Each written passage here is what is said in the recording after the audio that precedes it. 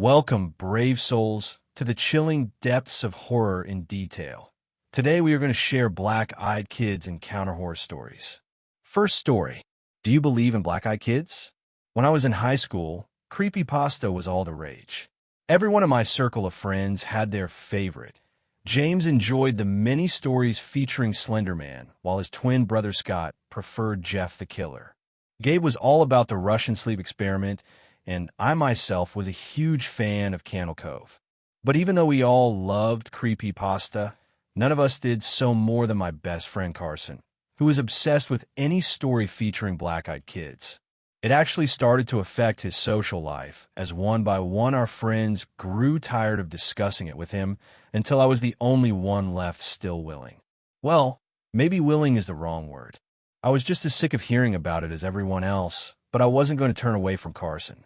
He was my oldest friend. It was during the first week of summer vacation that he dropped the bomb. He came into the ice cream store I was chilling at and pulled me outside. The look on his face was deadly serious as he spoke. Do you believe in Black-Eyed Kids? We'd had that discussion before. Carson often insisted that since there were so many different stories about Black-Eyed Kids out there, some of them must be real. I usually admitted it was possible, more to humor him than anything else, and we'd go on to talk about something else. But this wasn't like the rest of those times. The intensity with which he stared at me was too serious. It frightened me. I tried, chuckling to break the tension. What? No, man, it's fun to read about, but they're all just a bunch of stories. Don't believe anything on the internet. I saw one last night. I snuck out for a smoke, and I saw it standing outside the front door. It was just a kid. It looked at me, and I saw its eyes. They were black. Oh, wow. Well, I tried to think of something to say. Maybe you were having a nightmare? Yeah, maybe. I could tell he wasn't happy with my response, but he didn't push it. We ate some ice cream and rode our bikes around town. A week later, my dad called a family meeting. He was a deputy in the local sheriff's department, and he often gathered us to talk safety whenever there was a nearby burglary or something. That night, we were all gathered in the living room, and Dad said, "Kids, we're going to be keeping your bedroom windows locked until further notice. That means no sleeping with them open, understand?" But Dad, my little sister's whines were like X-Lax for the ears. "It gets too hot. Your mother and I will buy new fans for your rooms," Dad said. "I don't want any windows in the house to be accessible. We've been getting a lot of reports of prowlers hanging around people's homes. Way more than usual. So we're taking precautions." I didn't connect Dad's warning about prowlers to the nightmare Carson had until a few days later. I rode my bike to the police station to drop off a bagged lunch for Dad, and I overheard old Mrs. Nielsen, our local cat lady, complaining to a deputy. And I just know this has something to do with my missing babies. 6 of them haven't come home. It's these devil worshippers. Satan is corrupting the hearts of our children and sending them to murder our babies. Officer Jim, the new guy on the force, was taking her statement and seemed to be struggling to keep his face neutral. "Did you actually see the prowler take one of your cats, ma'am?" "No, but what else could it be?" She snapped. "I saw the hooligan's eyes when he was staring in my window. They were all black. Black to show the evil in his heart. Devil worshippers are taking my babies." I didn't listen to the rest of their conversation. Things were starting to piece together in my head like a twisted jigsaw puzzle. I dismissed Carson's experience as a nightmare caused by an overactive imagination that focused too much on Black-Eyed Kids. But now Mrs. Nielsen was saying she saw them too, and I somehow doubted she was into reading creepypasta. Could my town's prowler problem really be due to Black-Eyed Kids? A part of me wanted to believe. I was still at an age where the ambiguous nature of urban legends appealed to me. I wanted there to still be magic in the world, even if it was a dark kind of magic. It was a little scary, but no one in the stories was ever hurt or killed by Black-Eyed Kids, so I stayed up all night staring at my window, waiting for the opportunity to see a Black-Eyed Kid for myself.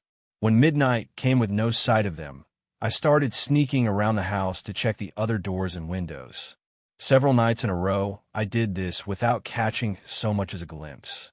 Carson wasn't as excited as I thought he'd be when I told him about the supporting evidence for black-eyed kids existing. He mostly remained silent while I gushed theories. I was not a smart kid. I wasn't grasping the gravity of the situation, even after a temporary curfew went into effect. It didn't dawn on me until one day I was at the pool. On my way into the locker rooms, I heard crying. Upon investigating, I found my classmate Suzanne curled up in the showers, weeping. My first instinct was to make fun of her for being the boys' locker room. I was a kid, judge me mercifully, but something in my lizard brain identified her tears as fearful, not sorrowful. "What's wrong?" I asked. She told me of the person who visited her window every night. He wore a gray hoodie, and she couldn't see his face well in the dark, but she could tell his eyes were dark pits, empty of color. She said he kept leaving things on the ground outside her window, things like severed cat heads and dog paws. I took a shortcut through the woods on my way home from the pool, Suzanne's words still fresh in my mind. I thought about Mrs. Nielsen's missing cats and the animal parts left outside Suzanne's window. In the stories, no one ever got hurt by black-eyed kids. They would knock on people's doors asking to be let in, but no one ever invited them. But all of the stories said people felt like the black-eyed kids were dangerous. Now that it was seeming like there was something more to this than urban legends, I couldn't help wondering about why there were no accounts of what happened if you invited a black-eyed kid into your home. A twig snapped behind me. I froze in my tracks and listened for more. When nothing reached my ears, I turned to look for the source of the sound. There was nothing around me but empty forest. I resumed walking, and this time I paid attention to my surroundings. After 5 minutes, I heard a rustling in the brush, and I spun around just in time to see a glimpse of someone wearing a gray hoodie disappear into the trees behind me. I'm not ashamed to admit I ran. In the blink of an eye, I turned into an Olympic-level sprinter, and I took off down the trail like Usain Bolt. My terror was so overwhelming, I didn't even feel any pain or discomfort from my mad dash, despite the fact that I almost never moved faster than a light jog. Adrenaline is a hell of a thing, isn't it?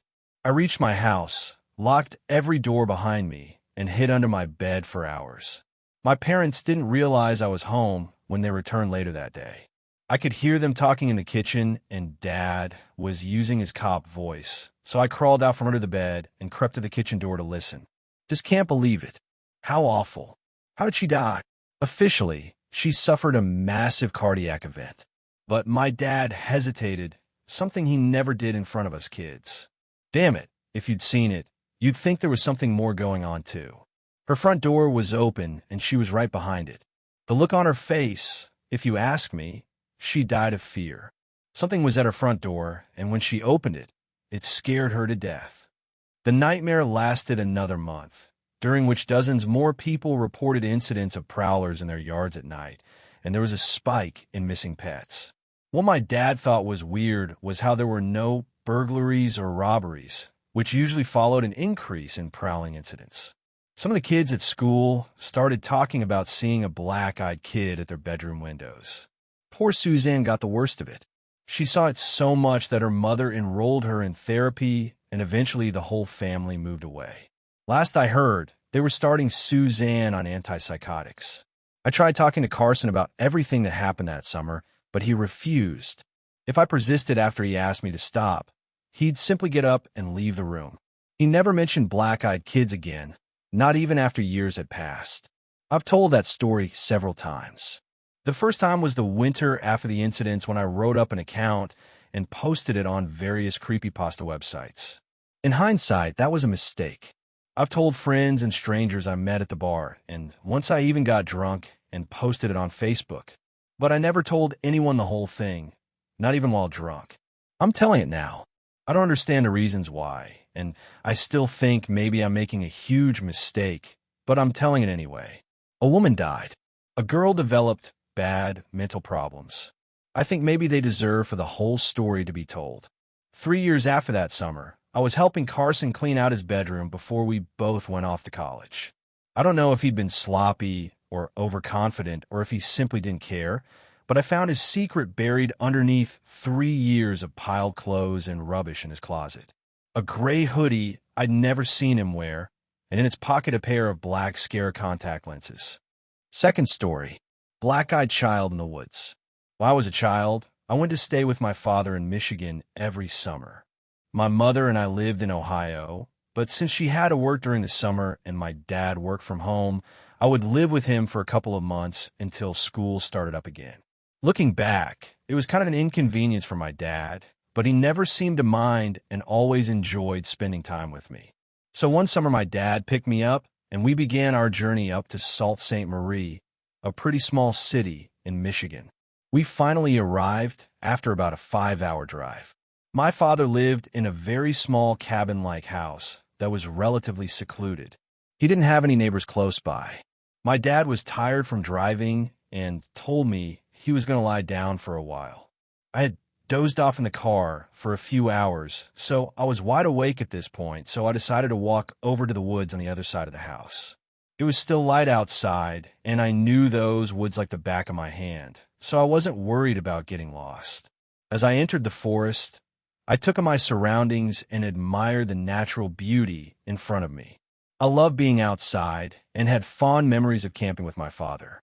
After walking for maybe half a mile, I stopped when I saw someone sitting on the ground beneath the trees. It was a young girl who looked to be only a few years older than me. She had long, ratty brown hair and pale skin. But what really unnerved me were her eyes. They were devoid of any color, just black circles of emptiness. After staring at me for a few seconds, she asked me what I was doing in the woods. I told her I was staying with my dad and that I walked through the woods all the time. The girl laughed and told me her name was Kara. She stood up and began walking further into the forest, gesturing to me to follow her. The entire time she spoke, I was just wondering where she'd come from. There were no other houses nearby, and I didn't know of any other kids in the area. When I asked where she lived, she simply ignored me and continued walking. When I asked where we were going, I got no response. After a few minutes of aimless walking, I decided to turn around and head back home. I didn't say anything to Kara, I just started walking in the opposite direction. Upon noticing this, she turned to me and said, "You have to take me to your house." I didn't know what to say, so I told her I had to get home for dinner and my dad didn't let me have anybody over. She just stood there staring at me until I turned to continue my journey back to the house. "I'll find you." Hearing her say this sent a chill up my spine, but I ignored it and walked back up the hill until I could see the house, which made me feel relieved. As soon as I got inside, I went straight to my room and fell asleep. I woke around 1 a.m. to find my father sitting in the chair next to my bed with a cup of coffee in his hand. I asked him if something was wrong because he looked shaken up. "Some kid came to the door tonight. A little girl. She said she needed to come in to use the phone. I asked her where she lived, and she wouldn't answer me. She just kept saying that she had to come in. Did you let her in?" "No." I asked her if she needed help, and she didn't say anything. She looked angry. She just stood there for a minute and left. "But she said she knew you. She said she'd known you for a long time. She even knew your name. But you know what really scared me about her? Her eyes. They were pitch black. I never told Kara my name. I never went back to those woods, and I never saw her again. What scares me the most is that she might still be out there, waiting for my dad to let her in." Third story. My experience with black-eyed kids. I posted on here before about something totally unrelated to BEK, and some people wanted to know my experience with them. I don't like going into it because I believe talking about them attracts them. So if anyone wants to know my experience, this will be my last post on it. Also, it's night here. If I don't respond, it's because I'm absolutely terrified of talking about them. Not that I'm ignoring you. I was home alone on Thanksgiving 2015 evening time and heard some knocking. Being in a festive and playful spirit, I opened the door without looking and automatically felt a deep sense of regret, sort of like a literal oh shit moment. I didn't know where it was coming from until I started actively trying to place what was wrong with the situation, and that's when I realized they didn't have any whites in their eyes. For a few seconds I thought, isn't Halloween over? And was confused till the oldest boy made eye contact with me, and that's when literally I felt like I was staring death in the face. They wanted to come in, and the way they spoke made it seem like they knew what I was thinking and were actively mocking my helplessness. I slammed the door on them, turned on all my lights, and started watching TV while they stood outside and would occasionally knock. I feel like I lost a good 6 hours of time because I don't even remember when I fell asleep or what I was last watching. I remember when I first sat down, Gabriel Iglesias was playing, but don't remember anything. When I woke up, it was 2 a.m. and the lights were all off and static on the TV. I have Dish Network, and there were no power outages in my area, and I don't get static if Dish were to go out. I'd get a channel listed as HDMI and a black screen, or it would be the introduction screen, where it would show two people talking about the features of Dish Network. Also, if the lights went out, they would come back on. I had to literally switch the lights on and off a few times for it to work. No one was home. After that, I would occasionally see them outside, and every time it would be pin drop silence and my lights would occasionally go out or something would lose power like my dish. One time my phone that was at 63% dropped to 1% in 5 minutes. After a few months of being afraid of every knock, I decided to call on a mom to bless the house. I also saged the house and bought a lot of different surahs, slams, to put in every room, including the bathrooms. Since then, the visits have stopped. However, a few months after that, I remember hearing a blood-curdling scream and a banging on my door. I looked through the peephole and saw nothing. A few months ago, maybe 2 or so, my mom and I heard a banging coming from the front door, and same thing. No one was there. If it was them, or something coming back, or just kids playing a prank, but I was scared. Fourth story. Encounter with a black-eyed kid. I recently read a story about the black-eyed kids. This story felt like a twisted tale of deja vu. I believe I've encountered a BEK. I've never mentioned this particular detail about the eyes to anyone, for fear they would think I was fabricating the story or going crazy. The incident took place about 13 years ago. I had just moved to a new city with my wife. We were small-town newlyweds from the Midwest. We moved cross-country to one of the biggest cities in the Southwest so I could attend graduate school. Being naive and new to city living, I habitually answered the door without a second thought. Never again after this. The first thing that should have tipped me off to the peculiarity of this situation was the fact that someone was knocking at 6 o'clock in the morning. The second thing that should have dawned on me is this kid had to reach over a rather tall patio gate to unlatch and open it. The knock at the door was startling. My wife and I were getting ready for work, a pretty normal routine. The moment I opened the door, I was overtaken with an inexplicable sense of fear. To this day, I can picture him. Teenager, average height, average build, knee-length black leather coat, short black hair, and sunglasses. The sunglasses at 6 a.m. struck me as odd, and even more odd, he was eating an apple. He was very polite and asked if he could come in and warm up. I said, no, closed the door, and slid the security chain into place. A moment later, another knock. I opened the now chained door, and before I could speak, he asked again if he could come in and warm up. No, I reply, and attempted to close the door. Before the door could shut, he put his hand out, stopping the door on its hinges. He looked directly into my eyes, still wearing his sunglasses, and said, "Can I at least get some ketchup for my apple?" "Fuck that," I reply, albeit a little confused. "Get the hell out of here. My wife is calling the police." He takes a moment to let this information sink in, lowers his glasses, revealing eyes as black as obsidian, and says, "No, you won't be calling anybody." At that moment, I force the door closed, lock it, and call out to my wife. She is scared shitless, hiding in the bedroom. All jacked up on adrenaline, I rip the curtains back to look out the window next to the door. He's gone. Absolutely no trace of him. I go out on the patio and check the gate. It's still latched from the inside. That was fucked up, I think to myself, and as I turn to enter the house, I notice a half-eaten apple lying on the ground. Fifth story. I thought that the black-eyed children were just an urban legend, until I met one. If you have ever heard of Cannock Chase in the United Kingdom, then you have probably also heard a lot ghost stories surrounding it. The most famous one, however, has to be about the black-eyed children of Cannock Chase. I had heard a lot of the stories, but never really believed in it myself. Me and my friends Sam and Becky run a fairly successful paranormal YouTube channel. We mostly film around the West Midlands and in haunted locations. We mainly just do stuff like using a Ouija board, asking spirits to communicate with us, and pretending that we're making contact with them. Me and Becky will be the people on the channel who go out and try and communicate with the spirits, and Sam is the cameraman who occasionally throw a rock in the background so we can all act startled and go, "What was that?" It gets us some fairly good views. Enough at least that it's a decent source of income on top of our day jobs. We were celebrating our 4th anniversary of doing this YouTube channel soon, and so we wanted to do a special video. Living in Wolverhampton, Cannock is about a half an hour drive away, so it made sense to do it in such a popular location. We arrived there dead on midnight and filmed for a few hours with nothing happening. During our usual Ouija board ritual, we called on the black-eyed children to make contact with us. We mocked and imitated them making contact with us, and even had Becky act like she had been possessed.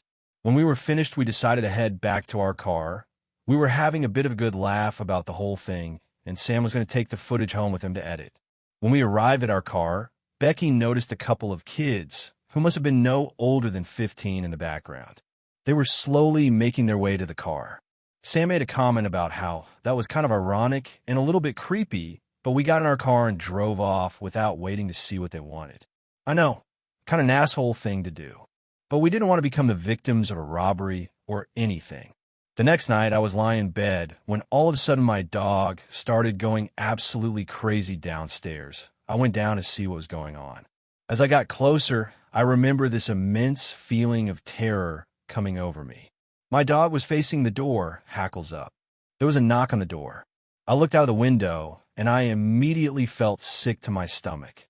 2 children, one boy around 15 and one girl who must have been no older than 11, were standing outside. "You must let us in," the boy said. "We need to call our mother." The way that he spoke was not typical of children from Wolverhampton at all. He sounded posh, but something was off in the tone. I can't quite make out what, though. "Why do you need to call your mom?" I asked. This time the girl spoke. "You must let us in," she said. "Our mother will be very worried." I felt my hand going for the door. I was terrified. In my subconscious, I knew what they were exactly, but I was almost like in a trance. I was oblivious to my dog going crazy behind me, when all of a sudden he'd done something that he's never done before. He bit me in the back of the leg. He bit me so hard that it drew blood. I snapped out of it then. I immediately pulled away from the door. The 2 came to the window and stared at me. Their eyes were black, completely black. This time, they spoke together. "You wanted to speak to us last night, but we couldn't catch up with you. You must let us in. It won't take too long." I remember grabbing my dog and running upstairs. The knocking continued all night. It was getting louder and louder and more furious as the night went on. Only when there was daylight did they stop. I immediately called Sam and Becky and told them what happened. They told me that the same thing happened to them too, but they couldn't snap out of it. They let them in. I asked them what happened. They said the kids walked around the house a bit and then they left. They said that the whole time they were there, they also felt this immense sense of terror and doom. We never did upload the video to YouTube. Doing so just made it feel like if we'd done that, it would have been inviting them to come back. A few weeks later, I got a message from Sam's brother on. Him and Becky had been involved in a car accident. They had been driving near Cannock Chase when they lost control of the car and ended up wrapping it around a tree. They didn't make it. I have no way of telling for sure whether them letting the black-eyed children into their house was the cause for this. But the fact that they did and that they died near Cannock Chase, and I didn't, makes me think that maybe if I let them in, I would be dead too. I still get nightmares of them. I still sometimes worry that they're going to stand outside my door one day and ask me to let them in. I wake up in the middle of the night screaming. Terrified, I spend hours at night debating whether to take a peek outside of the window. Because if I do, and they're there, they may see me, but the thought of not looking is equally terrifying. Because what if they're there just patiently waiting? Waiting for me to slip up? Well, I won't. Do you hear me? I won't. I've taken precautions now. I've got myself some more dogs. Lots of dogs, in fact. Because if one of them can stop me from opening the door, maybe half a dozen will scare them off for good. and I never leave the house without them. They follow me everywhere. Some people think that I'm crazy, but I'm not crazy, I'm just being safe. Because they're not going to get me. I promise. I swear they're not going to get me. They won't. Sixth story. I found a bunker of a prepper family who went missing 3 years ago. Dr. Daniel Vance was a smart man. Too smart for his own good, maybe. 40 years old, a lecturer in fluid dynamics with a mind made of shapes and numbers. No one knows why, but one day, on a whim, he crunched the numbers on the apocalypse and came to a troubling conclusion. He didn't share exactly what it was he deduced, but given that he immediately quit his job and liquidated his many assets, it's fair to say it wasn't positive. Swept up in the wake of this tremendous upheaval was his wife, a 24-year-old PhD student who had grown infatuated with Daniel some time before. She loved the strange bear of a man who could just as easily build a log cabin as he could explain the idiosyncrasies of an asteroid's orbit. Speaking to Daniel always left you with the profound impression he was right. So when he told her what he wanted to do, she agreed. 15 years and 5 children later, the Vances were living in the distant woods just beyond my hometown. They were enigmatic, richer than the Pope, and extremely serious about their prepper lifestyle. But they were also funny, easygoing, and incredibly compelling to speak to. Larger-than-life survivalists who swept into town with bizarre requests that thrilled local businesses. Vast quantities of cement, iron, lead, and steel were all shipped through the remote mountains so that the Vances could build their shelter. The advanced methods they used to keep it secret were legendary.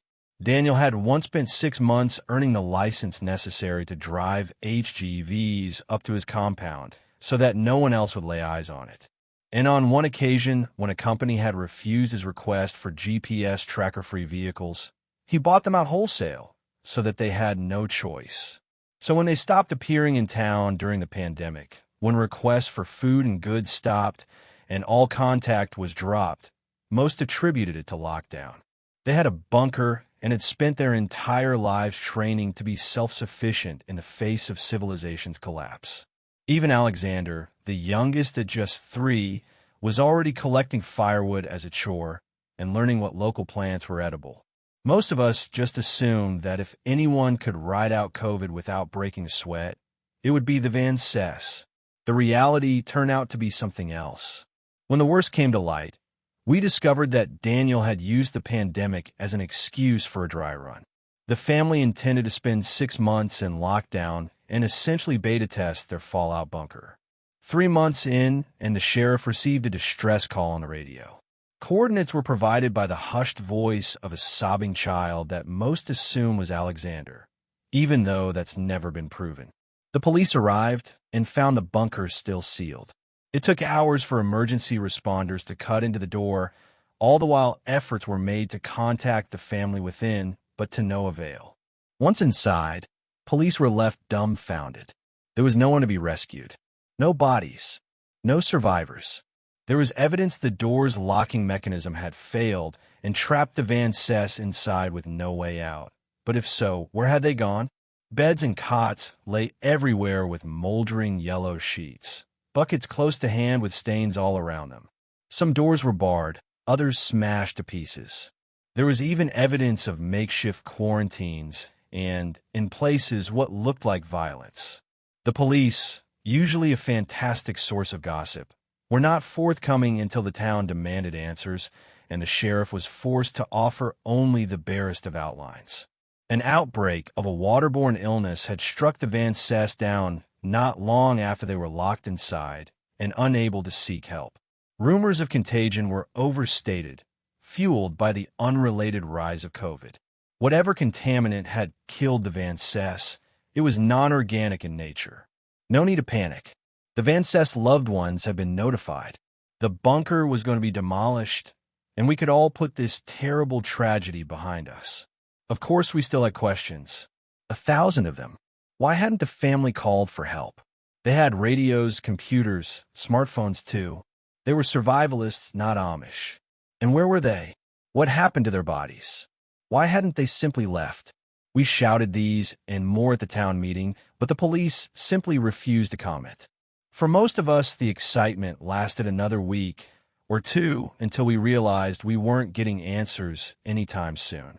Besides, the pandemic was in full swing, and most of us had other things to worry about.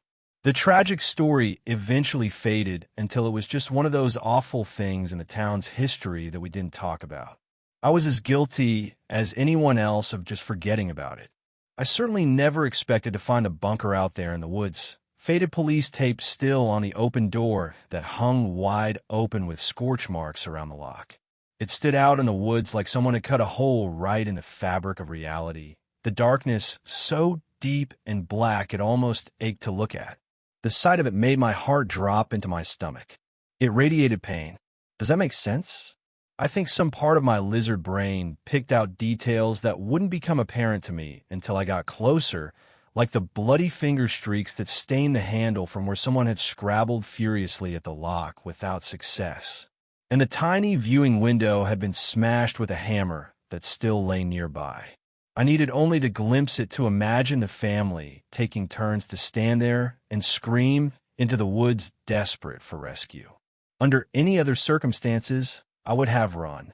But I'd gone there looking for my dog, and my light revealed a few wet paw prints making their way down the dusty concrete tunnel. Half Bernese and half collie, Ripley is the sort of dog who trembles in my arms when a storm buffets the windows and needs his paws held when we brush him. I love him. I do not have much of a family, or a wife, or even many friends.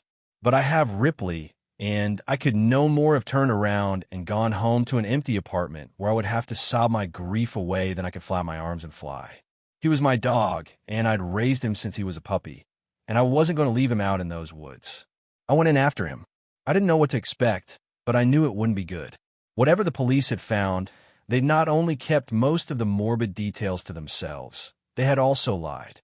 The bunker was not demolished or even sealed off. In fact, looking at the occasional blue latex glove tossed aside and the one or two broken police-issue flashlights, it seemed like the last people inside had been in a hurry to get out. Given this was where 7 people had presumably died, I assumed it was someone's job to clean it all up. But the corridor looked largely untouched.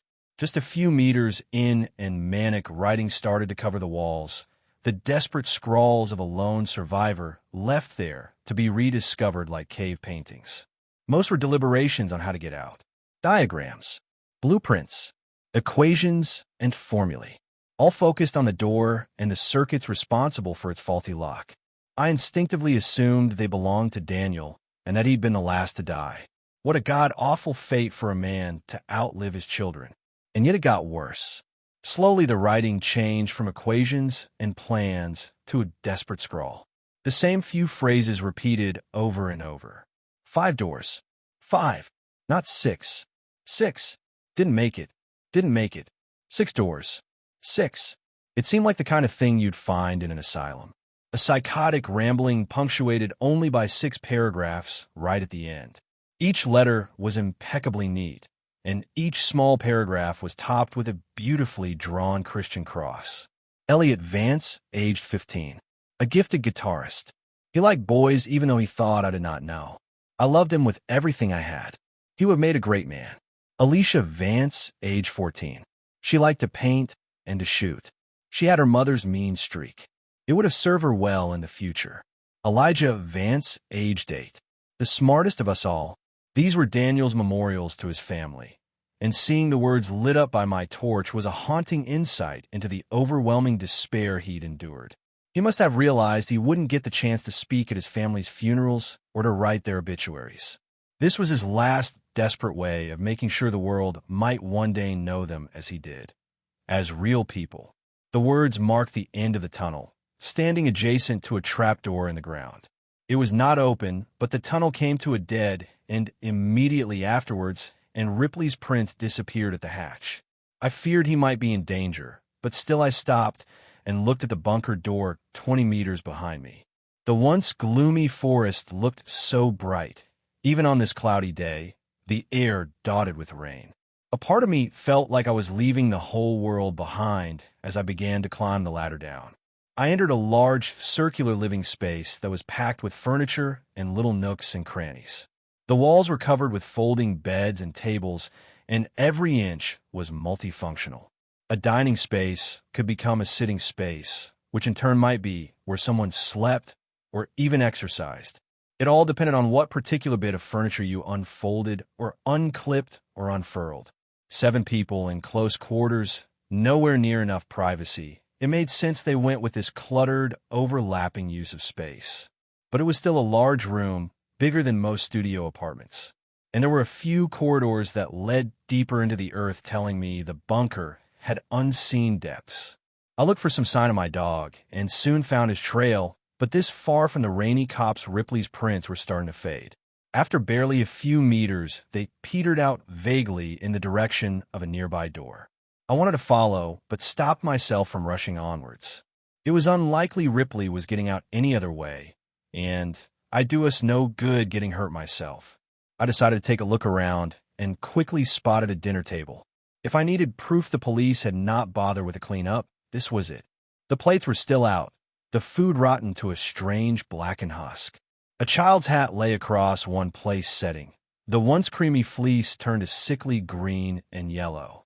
The chairs had their backs reinforced with wooden beams fitted with long grooves so that something the width of a nail could slide into them. And on each of the cushions were foul-smelling stains that looked oddly like an ass print. I touched one with gloved hands, and the material crackled audibly. Whatever it was, similar stains were on the cutlery and plates, and there were even handprints of it placed firmly on the tablecloth. At first I thought it was blood, but that wasn't quite right. It was too contained to be from leaking blood. On the back of one of the chairs, a stain tapered exactly where a woman's waist would be like a near-perfect silhouette. I shivered as I remembered that Miranda Vance had always been a slim woman and wondered how she had left her imprint on the gray fabric. Using my torch, I saw that these stains repeated in the oddest of places.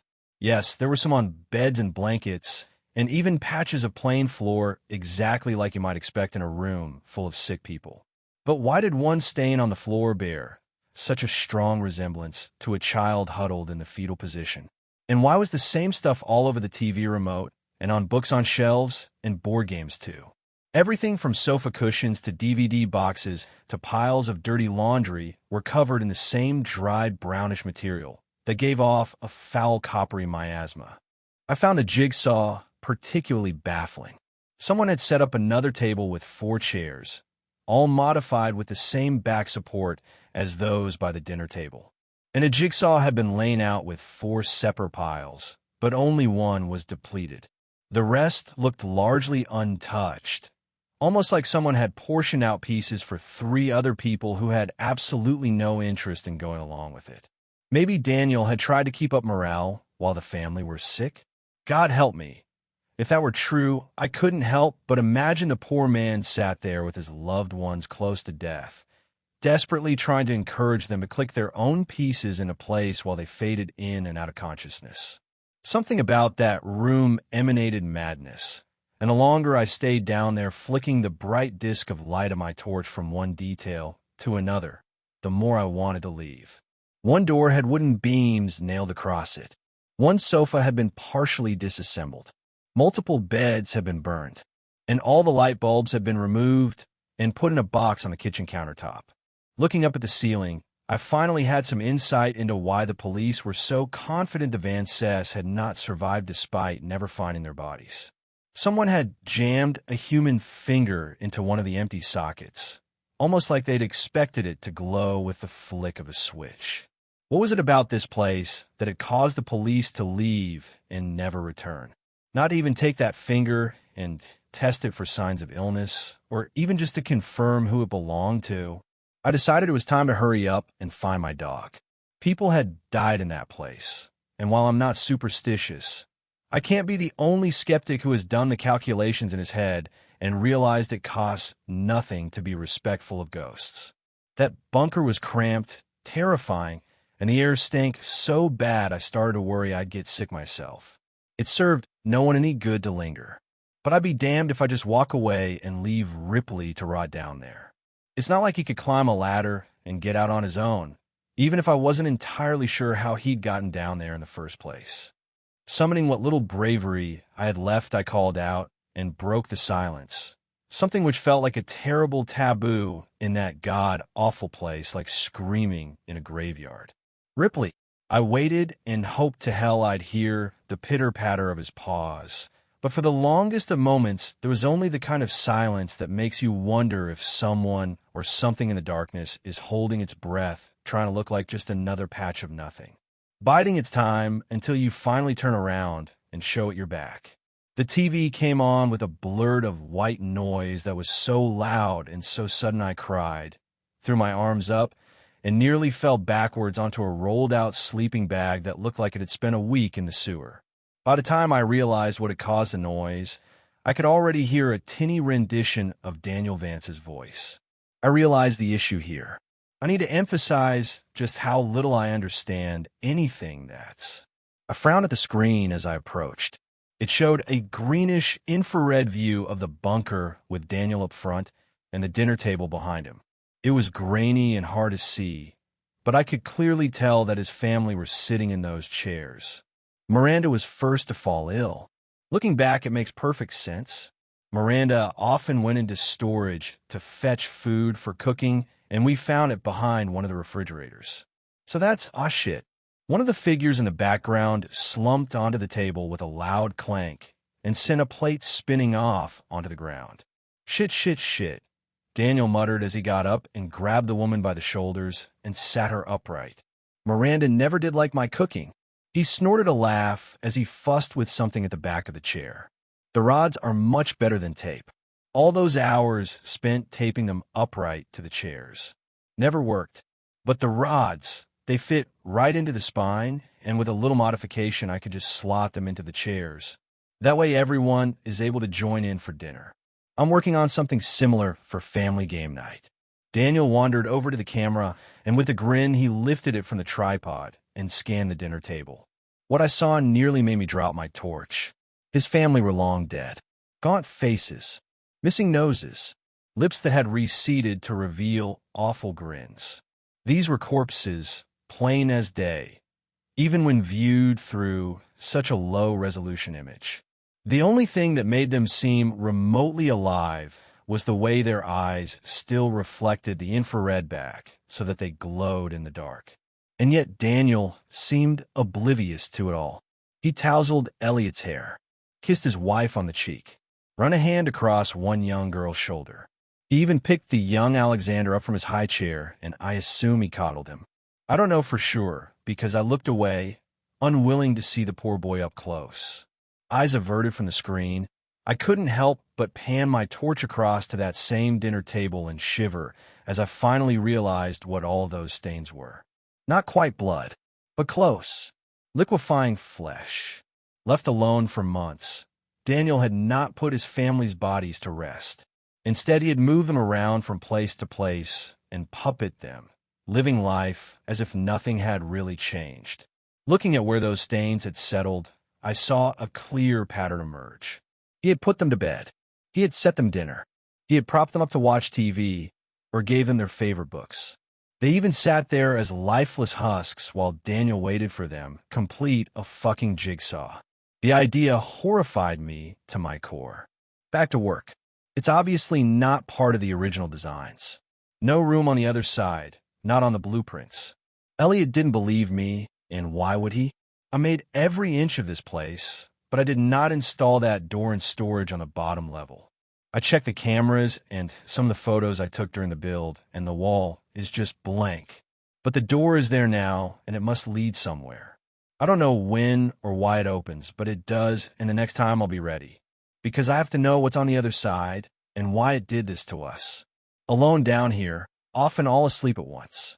Anything could have slit our throats and been done with it. But it didn't. It took its time, and I have to know why. It took our radios and computers and phones, one by one, none of us noticing until it was far too late.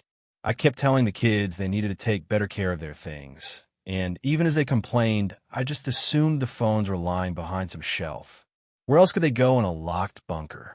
But it wasn't the children at all. Looking back, there are so many signs, Who kept taking away the lights? Who kept draining the batteries in our torches? How long did we live with it before we finally realized we weren't alone? Was it here, every step of the way? A door out of nothing that leads to nowhere, at least most of the time. Because I know for a fact it does not always open onto a blank wall. There is something behind it. I can hear it shuffling around in there, wet breath rattling in its lungs, a horrible sound I hear roaming these halls when it thinks I'm asleep. I listen to Daniel, fascinated by this strangely compelling rant, when movement caught my eye. An infrared camera running in the dark, its image a roiling mess of uniform noise. What was it I'd seen? I paused the tape and rewound. Squinting, I saw two pinpricks of light in the darkness just over Daniel's shoulder. Slowly, the image resolved itself in my mind. I knew what I was seeing, and it turned my blood to ice. Miranda Vance had turned her head, and her lifeless eyes glowed as she fixed them on the back of Daniel's head. Not even any point leaving at this stage.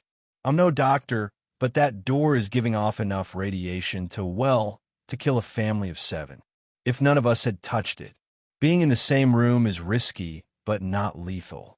But given how sick we've become, it's pretty obvious our curiosity got the better of us, one by one, and we all got too close. Or maybe not. Maybe that thing on the other side came through and did this. I don't even can wait. What was that? Daniel turned, and the camera stopped recording. The image it froze on was of a lone man, bright as a star in the camera's lens, facing off against unknowable darkness broken only by 6 pairs of white, glowing eyes. I became painfully aware of my position relative to the table, and I had the painful premonition that if I turned, those chairs would not be empty. I would see the Vances, all of them, Daniel as well, waiting for me. Heads turned, bodies left to rot for years in the dark. Behind me something shifted. It breathed. Loud. Quick. I knew what it was. I knew. It came at me so fast that when I felt something hot and wet touch my hand, I screamed, only for the presence to suddenly recoil. But then, without hesitation, it leapt at me and bore me to the ground. I wept as Ripley licked my face. He was shivering and, worst of all, silent, which was not normal. He was not a quiet dog, not when greeting me and not when excited like he was now. But whatever he'd seen down here, he clung to me and dug his paws into my shoulders like he wanted to be cradled over the shoulder, something he's been too big to do for years. "Oh, you idiot," I cooed in a soft whisper, and even in the dark I could feel his tail wagging. Joking aside, I felt nothing but relief at finding him. "Let's get the hell out of here." I picked him up, straining a little under the weight, but refusing to give into tired muscles, and made for the ladder. It wasn't easy climbing the 3 or 4 rungs to the hatch, but I managed it and gave the hatch a shove. First one hand, then 2. Again and again, with everything I had, but still that hatch refused to budge. "Shit!" I cried while pounding at it with my fists, but all I achieved was a sore wrist. The hatch had jammed when, somehow, the handle had been snapped clean off. Now I need a pair of pliers or something to cut through the metal bar locking it shut. My fingers couldn't move it, nor could I brute force the hatch open. The metal bar was an inch thick, and at the very least, I'd need some tools to get at it from this side. At least it's fixable, I thought as I climbed back down and caught my breath. On one wall, I noticed a simple diagram of the bunker made in chalk. It had 3 floors. The bottom was storage. Daniel had mentioned that before, and I noticed that he had drawn through it with a large red X. And the top floor was labeled quarters, where I stood now. But the middle floor was labeled workshops, and it was there I realized that I'd find what I needed. There was one door that opened onto a concrete stairwell, and, standing at the top, I shone my light down the spiraling guardrails, unsure of what it was I hoped to see. There were only harsh shadows and the sense of something foul rising up on the air, a smell that tickled my throat and burned a little in my lungs. Had the police even gone down this far? Had they seen what I'd seen on that TV and just left? Somehow, I thought it was unlikely that had been enough to send the entire sheriff's department running. So was it something else that had done it? Something that had been enough to terrify dozens of armed men. Something that was almost definitely down there. The door. I went down quietly. At first I considered leaving Ripley behind, but after losing him the first time I decided I'd rather risk it just to know that he was right next to me. Besides, he was being quieter than I was, and I didn't feel much like going down those stairs on my own. He accompanied me with only the quiet click-clack of his paws on concrete, a sound I found deeply comforting as I barely managed to keep my torch from shaking in my hand and my breathing steady. Down one floor, and I found a workshop exactly as you might expect. A large space filled with generators and fuel and water tanks and boilers and heaters and pretty much anything and everything that you'd need to survive, but which you couldn't put outside due to fallout.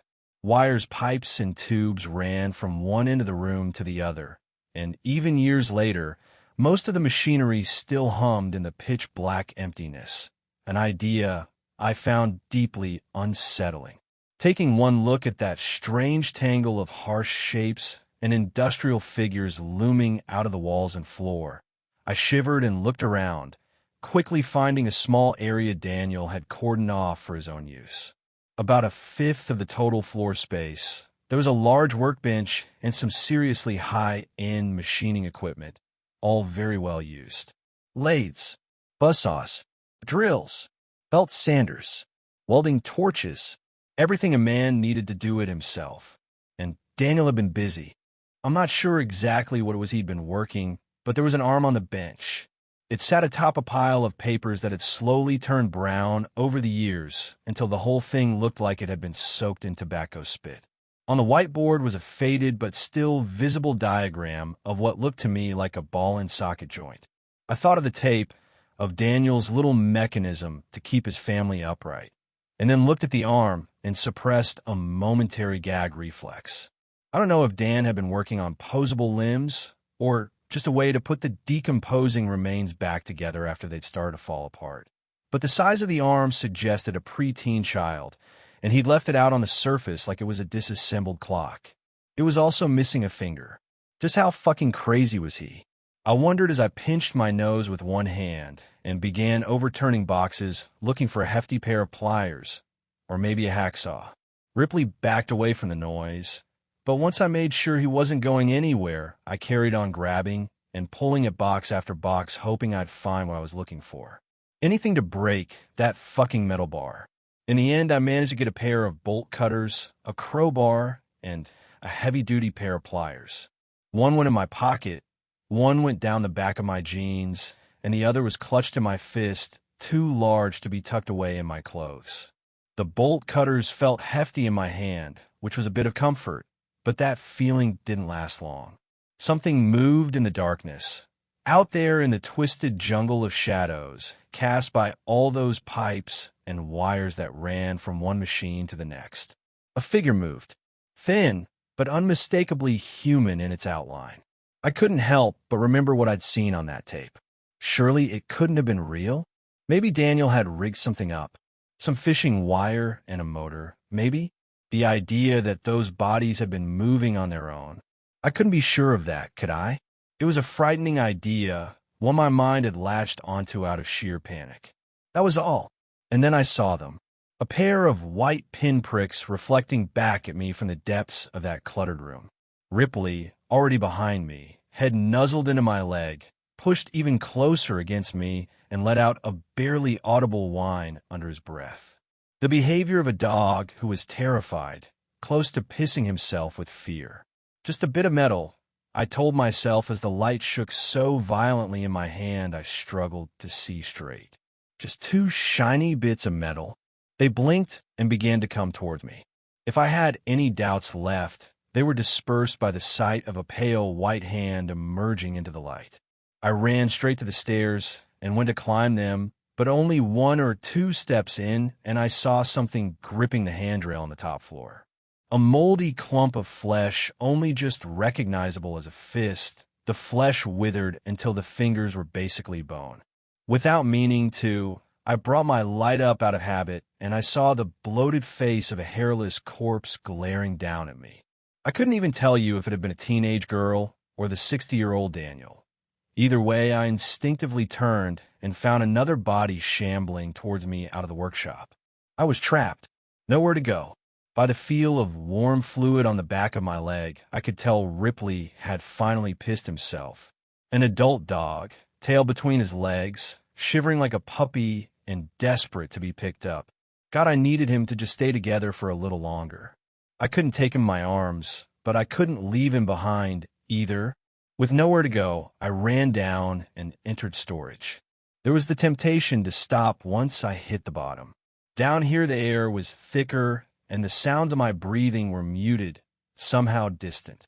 But I only had to look back up to see 3 pairs of eyes glaring down at me. So without giving any of it much further thought, I barreled down the corridor and stumbled onto a door at random. Opening it, I saw what looked like your standard storage room. Only most of the shelves had been overturned and the food left to rot on the floor. 1 or 2 shelving units were still upright, though, and their shelves were covered in tall, opaque boxes that made them a fantastic hiding spot. That, I decided, would have to be where I crouched down and turned off my light. I was already inside when I realized that wasn't all that was in there. The door almost looked normal. I could see why Daniel must have been confused by it, because it looked a little bit like all the other doors down there, but it was different too.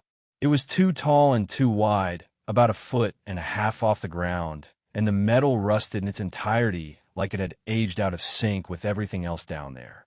All around the jam was a profusion of wet, soppy moss like the kind you find hanging off trees in a swamp. And every few seconds a door would leak something strange and oily, like the kind of thing you find in a parking lot on a rainy day. Of course, that wasn't too strange in itself, but the leak was horizontal, defying gravity, so that every few seconds a large glob of the stuff would whip across the room and slap into the wall opposite, creating a puddle about the size of a man that defied all reason. Remembering Daniel's words about radiation, I instinctively inched away from this puddle and the door on the opposite wall, backing myself into the darkest, quietest corner I could while I pulled Ripley behind me and hoped to hell he wouldn't give me away. Once I was in there, I turned off my light and waited. I must have taken longer than I'd thought to hide spot because it was barely 2 seconds later when a few figures entered the room. It was pitch black after I turned off my torch, but they made enough noise to let me know that at least 2 of them had stumbled in after me. I stayed there, unable to see anything, not sure if they were heading straight for me or just getting ready to leave, forced to hold out and let luck decide my fate. When I finally heard something scrape against the wall barely 2 feet from where I stood, I gave up and switched my light on, desperate to know what was coming for me. The sound had been terribly misleading. Daniel Vance was no more than 6 inches from my face. "Get out," he hissed from a toothless and cracked mouth. A living corpse, just like the others. Somehow a flash of intelligence remained in those wide, terrified eyes. And then I heard it, the creaking of a door. And without even thinking, I turned the light and saw it on the wall. I saw it open, and behind the strange steel there was more than just plain old concrete. Much more. I saw a raging gullet of flesh, a ring tube of pulsing muscle lined with teeth the size of hands, a spiraling descent into madness. Hot foetid air washed into the room, buffeting me and the rotting corpses, all of us paralyzed by what we were seeing, even if for most of the figures beside Daniel and myself, they didn't have eyes to see with. "What the fuck?" I muttered, unable to take my eyes from the flesh tube beyond that doorway. "It's coming," Daniel whispered as he grabbed me with one fist and hurled me out of the room. I hit the floor and skidded along a slick fluid left by the Vance's footprints, the smell of which turned my stomach. Perhaps the worst detail was that it was cold. I don't know why. I just expected whatever oozed them off them to be feverishly hot. But it wasn't. It soaked my shirt like I'd fallen into a muddy puddle. "It's coming." This voice wasn't Daniel's. I couldn't say for sure, but it sounded like a child's whisper. One by one the bodies shuffled over to the open door and knelt before it.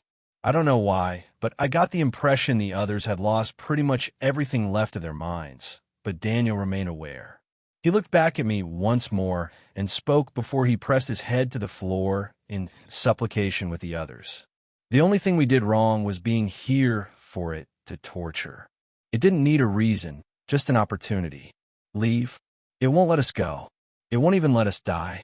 And if it catches you, it won't let you go either. His forehead kissed the dirt. And then something reached through the door and gripped his head in its palm the way or I might pick up an apple.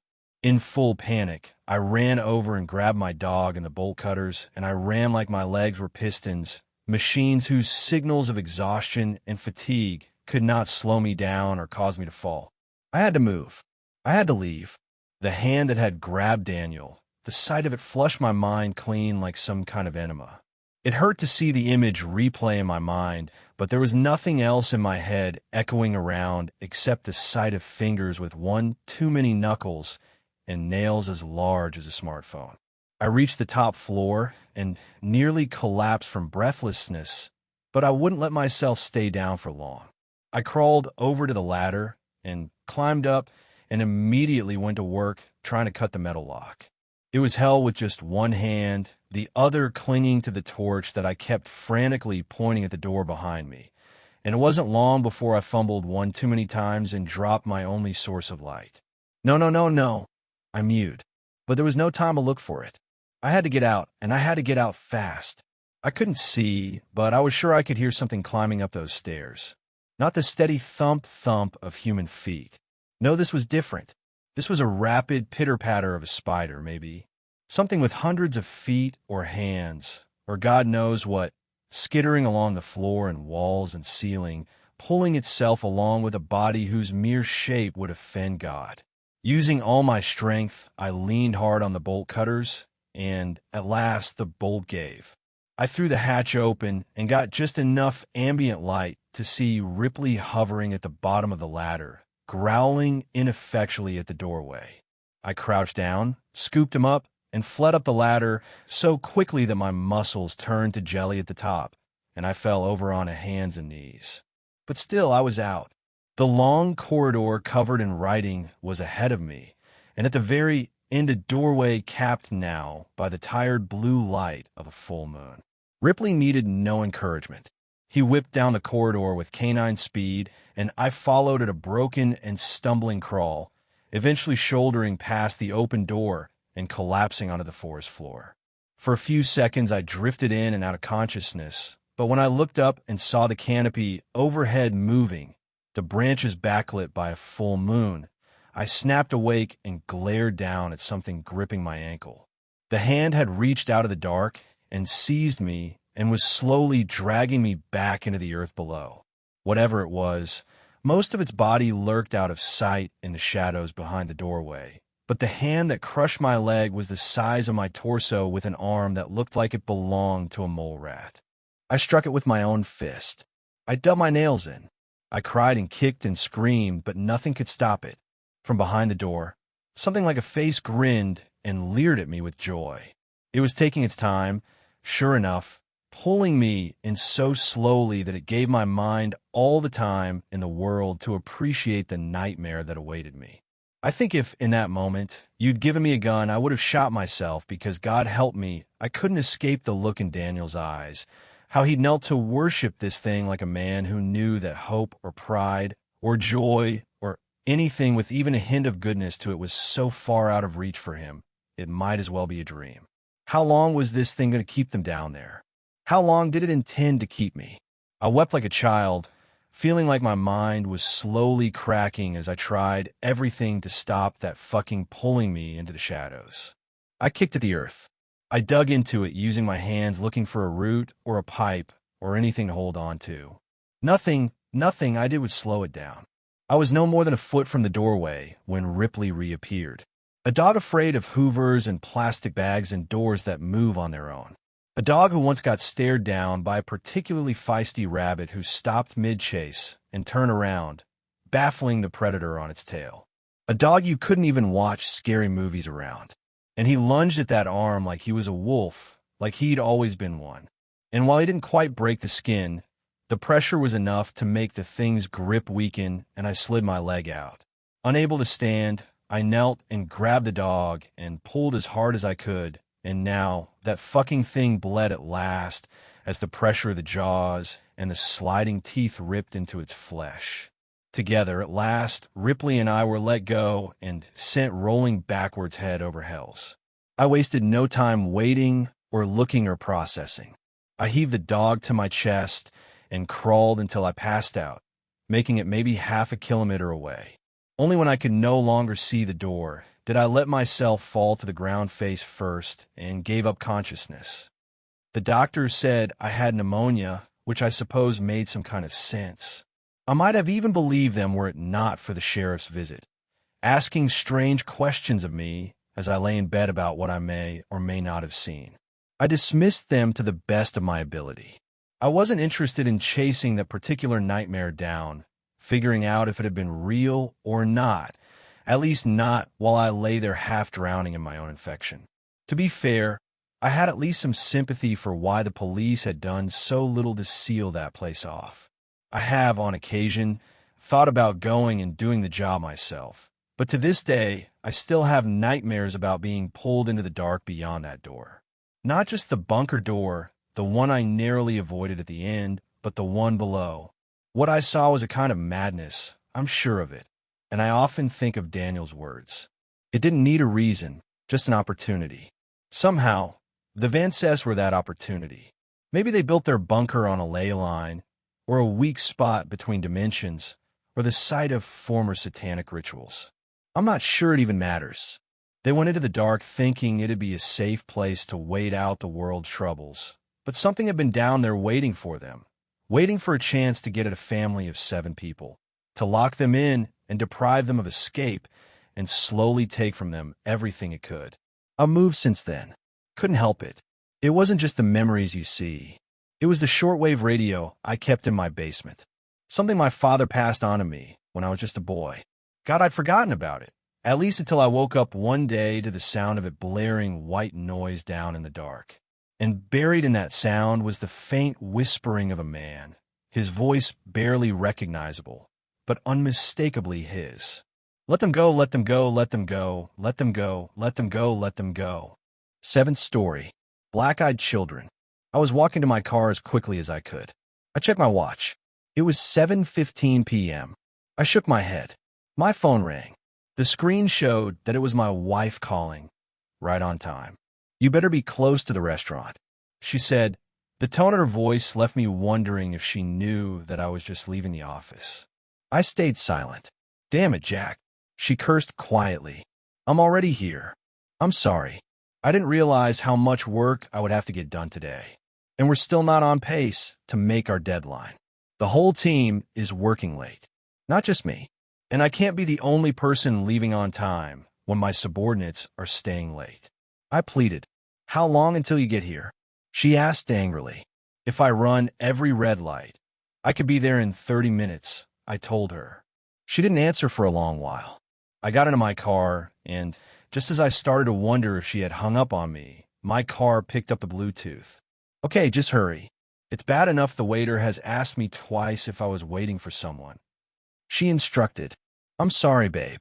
I'll be there as soon as I can, I said.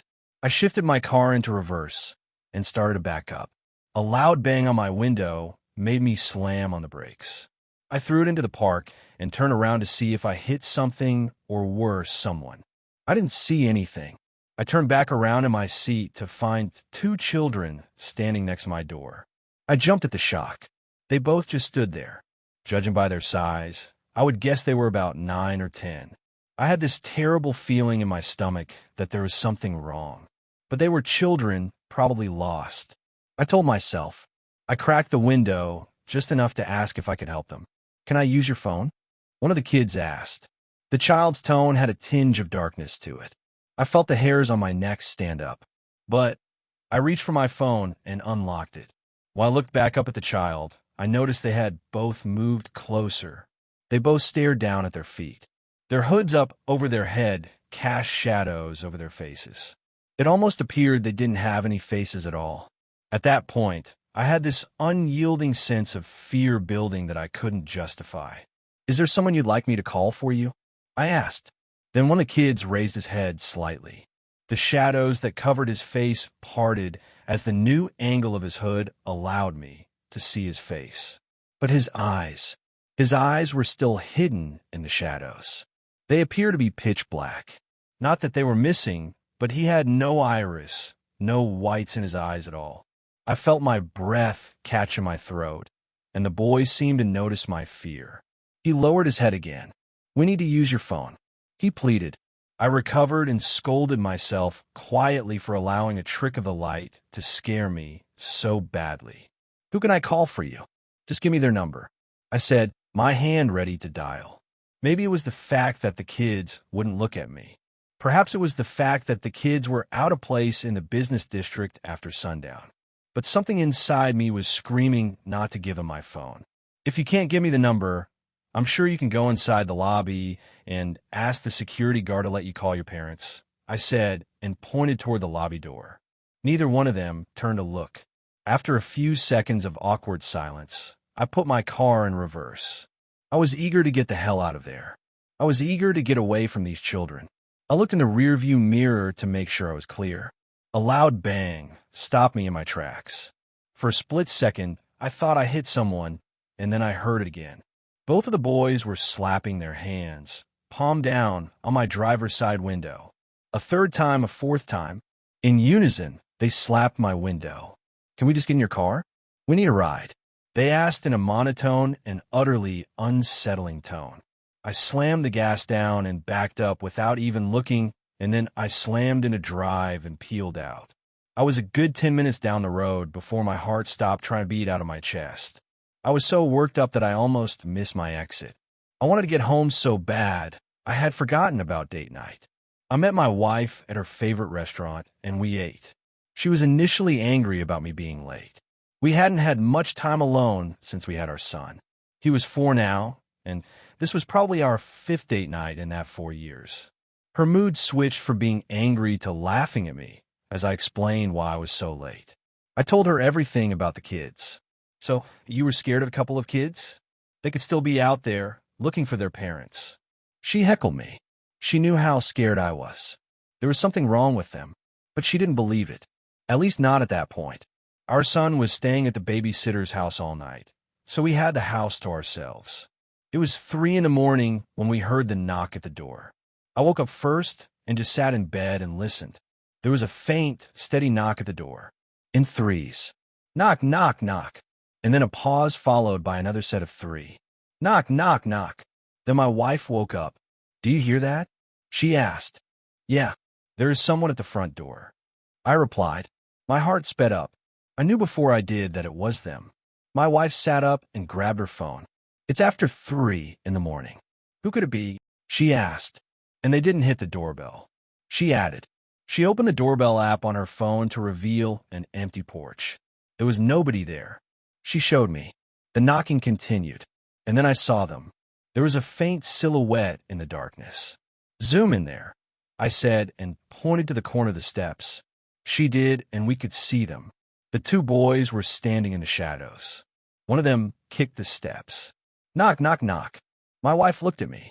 "There is no way those kids followed you home. This has to be a joke," she said. She stood up and put on her robe. I did too.